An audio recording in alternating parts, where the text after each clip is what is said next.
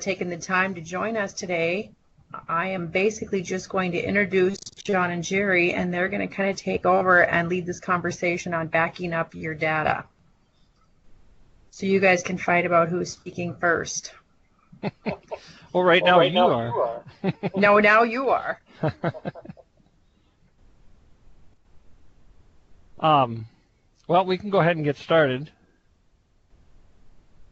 One of the main things is what I was thinking of doing is just kind of going through and giving all the options. I won't say all of them, but just some of the options that we have available, both on campus, off campus has some different ones, and some options that everybody has. And you know, the big thing with data and having backups is just to have to make sure you have more than one copy somewhere else. So I mean, you got a copy on your computer, always make sure there's another one somewhere else. I mean, so our main concern is just to have a copy in another location, so you've always got something to fall back on. So one of the first things is know where your files are located. So majority of us with our Windows, we're going to have our My Documents or our Documents folder is going to be where most of our stuff is stored. Doesn't mean everything's there. Some of us store it on the desktop. Some of us store it in the C drive. We might have a separate drive in if we have more than one drive in our computers, we might have it on a D drive somewhere, something like that. So the big thing is just to know where in File Explorer or where on your computer your files are located. On campus, we do have a couple of options. Once you're connected to the domain and on the Active Directory network system, everybody has access to share drives, and those share drives are generally your department has a drive. There is also a personal drive for each individual.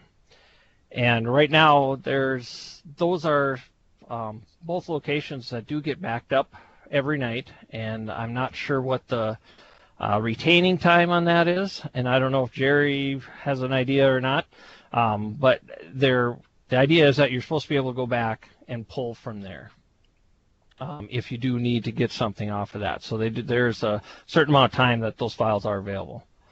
I thought at one time it used to be 2 weeks, but I'm not sure if that's still the case or not. Off campus, there's also a lot of the courthouses are also on a domain and on an Active Directory type network, and I know there are shared drives, though they are also available for people, and that can also it's the same idea as on campus. There are areas where you can keep things backed up. Again, I don't know how all the courthouses do it. Everyone's a little different. There are they might have different schedules for backing things up. They might not back it up at all. But again, the idea is you do have the files in another location rather than just on your computer. So the big thing there is more than one area, one place for it. Some like some of the research centers too, most of those do have servers, and then those servers do the same thing. The idea is having a shared drive that can be you can back up your data to and have another location for it. So, and I know we do have some offices as well. Some of the extension offices do have their own servers. There's a handful of those across the state too, and same concept, having a shared drive set up that does get backed up. So, one of the other ones we like to recommend is the OneDrive for Business.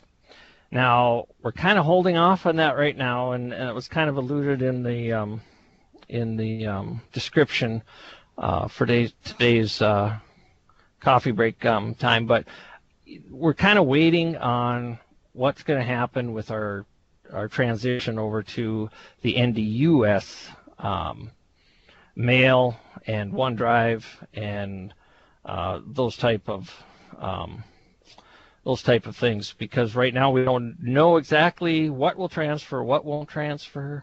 I know there were some questions up for on the NDUS side of them having problems with the migration from our NDSU setup. So we've been kind of suggesting people kind of maybe want to hold off on the OneDrive for Business there, just because of the unknowns. We don't know what's going to work or whatnot. We do have Google Drive is also available to everybody, any NDSU employee, and that might be a good alternative, at least for now. And it's still a good place to keep data. It's the same idea, the same concept, having files in another location. So the one thing we don't really recommend anymore is the Dropbox. Dropbox is not NDSU security kind of frowns on it with some reservations on there, so they don't like it. So we kind of say the same thing. We're just going to have to stay away from it.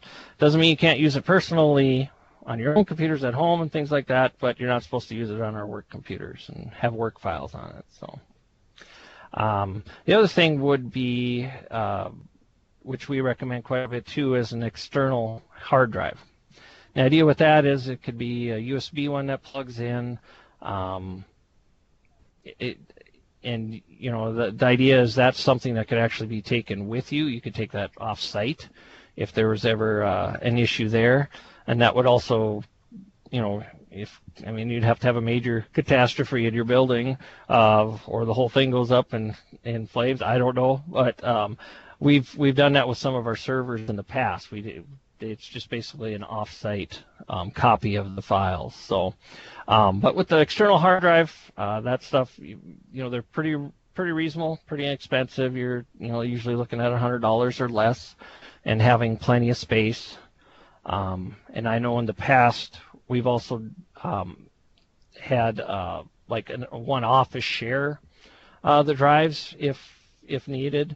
That way everybody kind of would have a place where they could put back up the data to, and without the added expense of each individual having their own hard drive. But again, they're getting cheaper, and sometimes if you don't have your own hard drive sitting there, it's easy to forget if when your time was, or what you were scheduled for to back up your files. So there are some little issues there. The other thing too, just thumb drives and flash drives. Again, if you got very important information or stuff that you can't live without, even getting it on an inexpensive thumb drive or flash drive would be another form of backup, just to have something in a different location. They're not always the most reliable, and they can be easily lost, but the idea of how handy they are, and it's easy to get files on and off of them. So, and pretty much everything I've been talking about today, we're also looking at getting all this information. We're actually working on it right now. We've had some discussions here recently about getting some more backup information on our AgCom Computer Services webpage. So once that is up and there, we'll make an announcement, and we'll most likely send some information out with Becky's Let's Communicate monthly as well. So I don't know, Jerry, if you got anything you want to add, anything that you can think of. I'm sure I didn't cover everything, but just kind of highlighted stuff. I think you've done a pretty good job so far.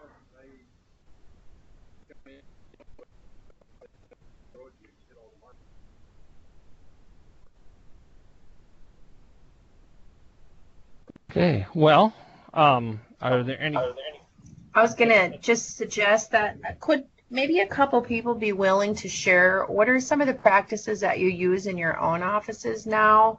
Do you have a scheduled backup time? The rest of us might glean some information from that.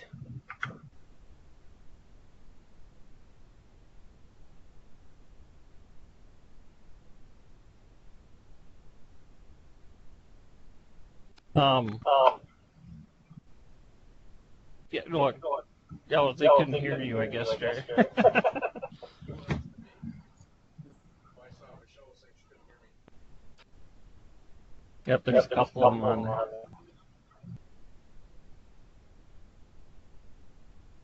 Maybe Sherry's having that same problem that I just had when we first started. Huh. So nobody else had anything they wanted to share about how they do their backups in their office.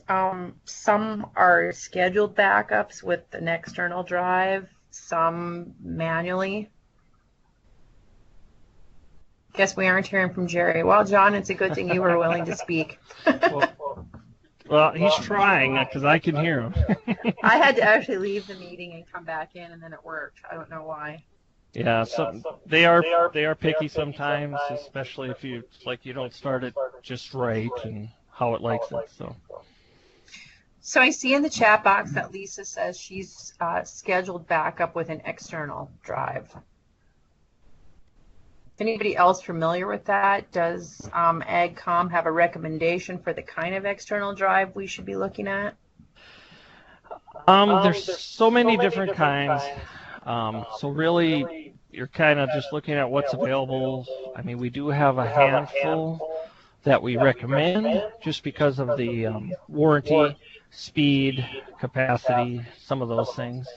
But when so we're definitely available for any of those questions anytime you need some of that information. But again, most of our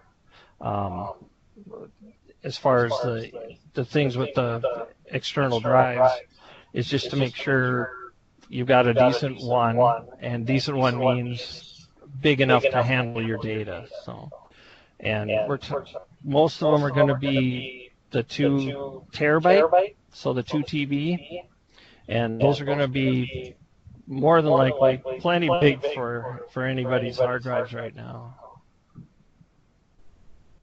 Some of those do have their own software, and while that may work, we have had some issues in the past with using proprietary software with the backup. And for the most part, it is designed to work with that backup drive, but it doesn't mean it always is going to. It might not be compatible with another backup drive you get. So it's really hard to say. Nothing's perfect, but the other thing that is available is Windows itself, whether it's Windows 7 or Windows 10. They do have there's a Windows backup built into Windows. We do use that on the servers because there's also a form of that on the server software or the server operating system, and we have had pretty good luck with that. That's been pretty reliable, and being able to pull files back off of the backup to restore a file has worked as well. So that is an option. It's not super easy to set up. Sometimes there's a little confusion in there, but there are some really good step-by-step instructions on that, and it's getting better. I know Windows 10 is a little better than Windows 7 and so on. So, but a lot of that information we're gonna have up on our website once we get that finished, and then we'll have links on there for websites and stuff that'll have additional information and some setup procedures and stuff. So, but yeah, so the big thing is just getting a hard drive that's big enough, and like I said, most of them are going to be a decent enough size, with probably at least the 2 terabyte size options. So.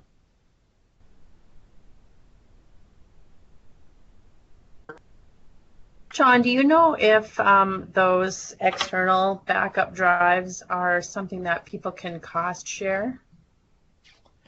I think so. I mean, in the past, we've had some show up on the requests. Usually, again, if they're $100, I know every dollar counts. A lot of times people would get them even in between cost shares just because of the dollar amount, more out of need or necessity as opposed to, really the cost factor. But I have seen a handful of those be included in the cost shares. So now that was in the past. I don't know about the present, but everything's changing a little bit here and there with the cost share and the requests and stuff. But it never hurts to ask. So.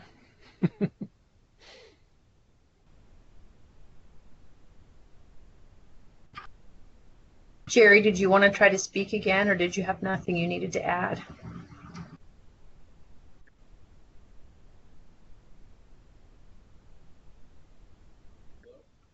Nope, still not hearing you. Okay, anyone else have questions you want to direct to? I guess you can't really ask Jerry. Anything you want to ask John?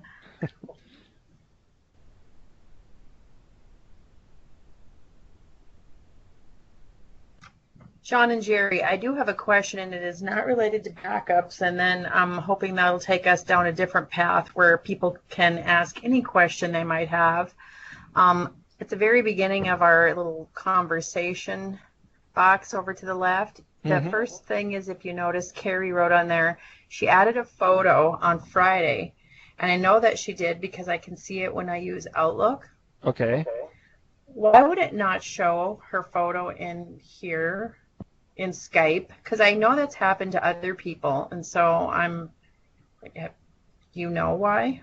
Now, at one time, there used to be two places you'd have to make sure it was set. One was in Skype, and the other was in, you had to log into Office 365 on the web, and there was also a place to add the photo in there. And I don't know, Jerry, is that still the case as far as you're aware of, or is there another? We might get a typing response from him here.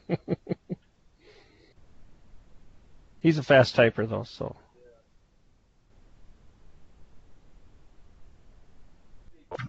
Well, it could be that the link that I'm sharing comes from AgCom, but it's about adding an office, and maybe that's not the right place to be adding the photo.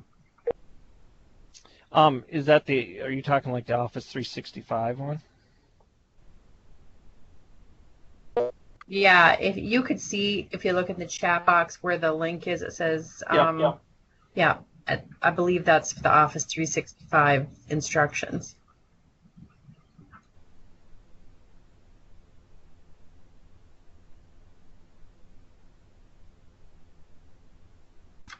I was just curious why it would show in one place and then not another, but maybe we'll have to investigate that a little more. I just like to put that reminder out there every single time we have one of these calls, because I can look at all the faces on here and the names, and I certainly don't know everyone. And this is a really good opportunity for those of us that aren't familiar with everyone to get to know people. So there was my off-the-wall question. Does anyone else have a question that you'd like to ask of anybody in this group? Kim does have a question in the conversation box there. As far as we know, system-wide backups, not right now. I think the big idea is they're going to rely on the OneDrive because it's a Microsoft product, and then the Google Drive is also just an additional area for that cloud type of storage. We haven't, as far as I'm aware, we don't know of any more, off-site as far as off a campus. There might be some things that may become available on campus, but that won't help everybody. So. Okay. Thanks, John. Yeah.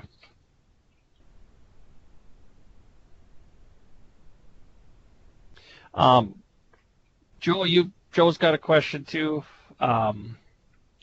Right now, I think we have 10 gig is what 10 gigabytes is what is allotted to us on campus in our. They call it the U drive for user drive. So that's what you got sitting there right now. So.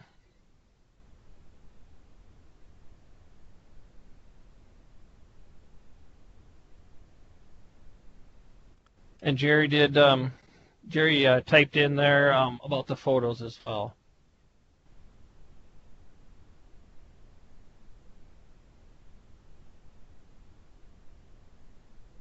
John, I don't see your picture up there. My picture? No. Well, I must have missed that day. I don't know. I must have been sick when they were taking pictures. Uh-huh. But Jerry's given you good instructions, so you might want to be keeping track of that there, John. I'll try and capture that, Dina. Don't worry. I started this whole conversation, Kim, by picking on him a little bit, just so you know.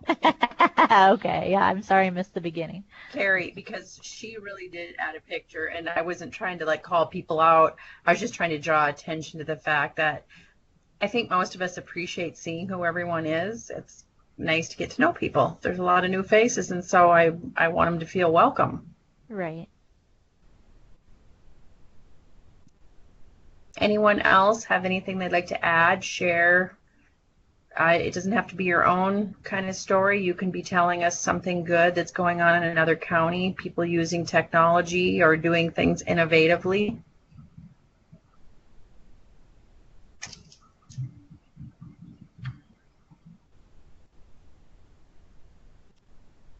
Yes, it says someone added attachment, Jerry, so that part's working. Okay. So Jerry's adding stuff. Apparently. Okay, so we'll take the time to go open it, see Yep. what it is. And you can take a peek there. Okay, so there's the show my picture.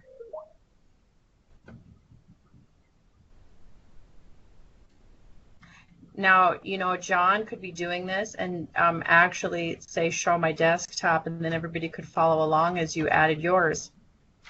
If I had a picture to add, I would love to do that. Oh.